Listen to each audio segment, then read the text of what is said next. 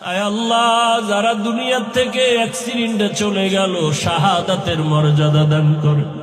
আয় আল্লাহ, আমাদেরকে হঠাৎ মরণ থেকে হেফাজত করেন। পানির নিচে লাশ, গাড়ির নিচে লাশ, ঘুমের বিছানায় লাশ। ও দয়ার মালিক, যে মা হারাইছে সে বুঝে কত কষ্ট।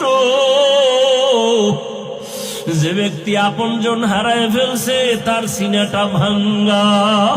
চোখের সামনে প্রতিদিন দেখতেছেন, ওই যে গতকাল বাস পানিতে চলে গেল, কি বাচ্চা আসছে, আইসাকা আমার আম্মু আমাকে ধাক্কা দিয়া বের করে দিছে, কিন্তু আম্মু আসতে পারে নাই। বাচ্চা কাঁদে, আমি কাকে আম্মু বলে ডাকবো? এগুলো দেখে সহ্য করা যায় না রে বাবা। কিসের জন্য পাগল হয়ে দৌড়াই নাম? ওই যে আপনাদের কুমিল্লা এলাকায় ট্রেনের ধাক্কায় বাসে মানুষ মরে গেল, দেখেন নাই? কি দেখছেন?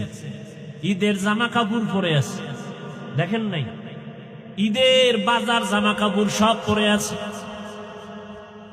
জামা কাপড় নিয়ে যাবে আনন্দ করতে, কপাল বড় খারাপ। জামা কাপড় রাস্তায় পড়ে রইল, লাশ হয়ে গেল। আনন্দের জায়গায় কান্নার আওয়াজ, কান্নার আওয়াজ। আপনাদের পার্শ্বে নোয়াখালী ওমরা করতে গিয়া মা বাবা সন্তান সহ সব অ্যাক্সিডেন্ট করে মারা গেছে। একটা মেয়ে বেঁচে আছে, এটারে নিয়ে আসছে দেশে। জানায় না তোর মা বাবা মরে গেছে, বলছে হসপিটালে অসুস্থ।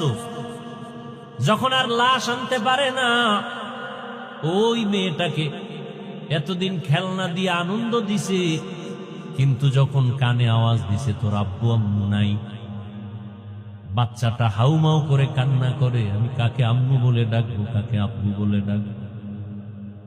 কিসের আনন্দ রে বাবা? এমন একটা দিন নাই যে যুবকের লাশ নাই। পানির নিচে লাশ, গাড়ির নিচে লাশ, ঘুমের বিছানায় লাশ। কয়েকদিন আগে বরযাত্রী বিয়া কইরা রওয়ানা গাড়িতে, সব একসাথে শেষ খুলনা এলাকায়। কিসের দুনিয়া? কিসের দুনিয়া? একটু কি চিন্তা করছি কি উপায় হবে আপনার আমার মরণকাল?